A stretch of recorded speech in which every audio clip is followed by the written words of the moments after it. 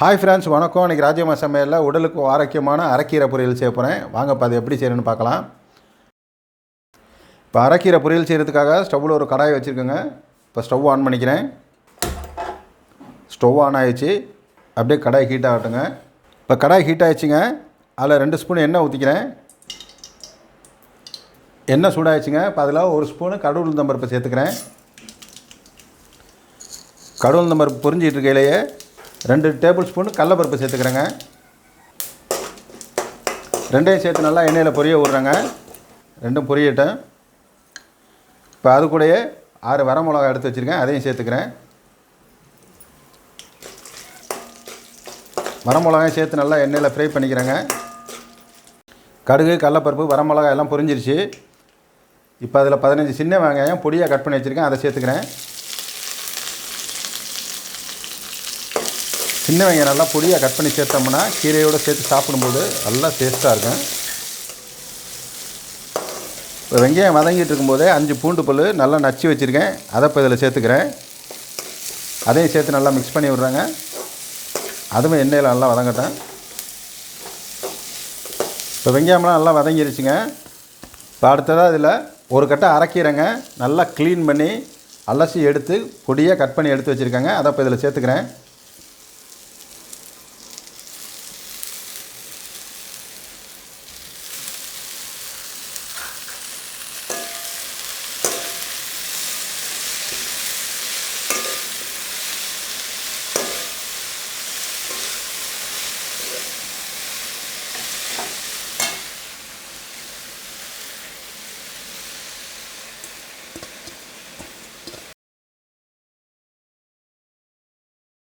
கீரையை பொறுத்தவரைக்கும் ஃபஸ்ட்டு வந்து நல்லா பச்சையாக இருக்கும்போது போடையில் தான் நிறையா தெரியும். அதுக்கப்புறம் எண்ணெயில் வதங்க ஆட்டோமேட்டிக்காக உங்களுக்கு கீரை சுண்டி ரொம்ப கம்மியாயிடும். இது மாதிரி கீரையை வந்து பொதுவாகவே நல்லா அலசிட்டு தாங்க கட் பண்ணணும். கட் பண்ணிவிட்டு எப்போதுமே அலசணும்னு நினைக்காதீங்க. நான் கட் பண்ணிவிட்டு அப்புறம் அலசினீங்கன்னா கீரையில் உள்ள சத்து தண்ணியோடு போயிடும். கீரையோடு இருக்க சின்ன சின்ன மற்ற செடியெல்லாம் தெரியாது. கீரை வந்து உங்களுக்கு வந்து 3/4 வேக்காடு தாங்க வேகணும், முழுசும் வெந்துடக்கூடாது. அதே மாதிரி கீரையில் வந்து எப்போதுமே தண்ணி சேர்த்து வதக்காதீங்க. முடிஞ்ச மட்டும் அனலை கூட குறைச்சி வச்சு நீங்கள் வந்து கீரையை நல்லா பொறுமையாக வதக்குங்க. இப்போ கீரை வதங்கிட்டு இருக்கும்போதே இந்த கீரைக்கு தேவையான 1/4 ஸ்பூன் உப்புத்தூள் சேர்த்துக்கிறேங்க. சேர்த்து அதையும் நல்லா வந்து மிக்ஸ் பண்ணி விட்றேன். நல்லா கீரை சுண்டி வதங்கி வரலாம் அப்படியே இது மாதிரி நல்லா கிளறி விட்டுக்கிட்டே இருங்க, பிரட்டி விட்டுக்கிட்டே இருங்க.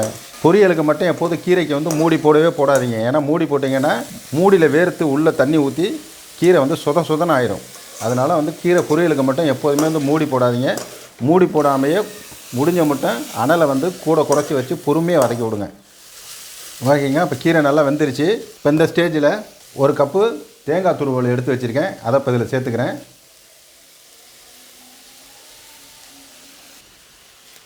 தேங்காய் துருவலையும் சேர்த்து நல்லா மிக்ஸ் பண்ணி விட்றேங்க. கீரையோட நல்லா மிக்ஸ் ஆகட்டும். இந்த தேங்காய் துருவலுக்கு போட்டதுக்கப்புறம் இன்னமும் அல்டிமேட்டான டேஸ்ட் ஆகிரும். பொதுவாகவே கடலைப்பருப்பும் தேங்காயும் வந்து சேர்த்து சாப்பிட்டோம்னா அவ்வளோ சூப்பராக இருக்கும். அதிலே சின்ன வெங்காயமும் பூண்டும் சேர்ந்தா சொல்லவே வேணாம். இந்த கீரை அப்படியே வெறும் வாயிலே சாப்பிட்றலாங்க, அவ்வளோவுக்கு சூப்பராக இருக்கும். ஓகேங்க. தேங்காய் துருவலை போட்டு ரொம்ப நேரம் வந்து அடுப்பில் வைக்கக்கூடாது. அதனால் வந்து நான் இப்போ ஸ்டவ் ஆஃப் பண்ணிடுறேன். அந்த அனல்லையே வந்து தேங்காய் துருவல் வதங்கிடும். ஓகேங்க. சூப்பரான அரைக்கீரை பொரியல் ரெடி ஆகிடுச்சுங்க. நீங்களும் இதை செஞ்சு பார்த்துட்டு எப்படி இருக்குன்னு கமெண்ட் பாக்ஸில் கமெண்ட் பண்ணுங்கள். நன்றி, வணக்கம்.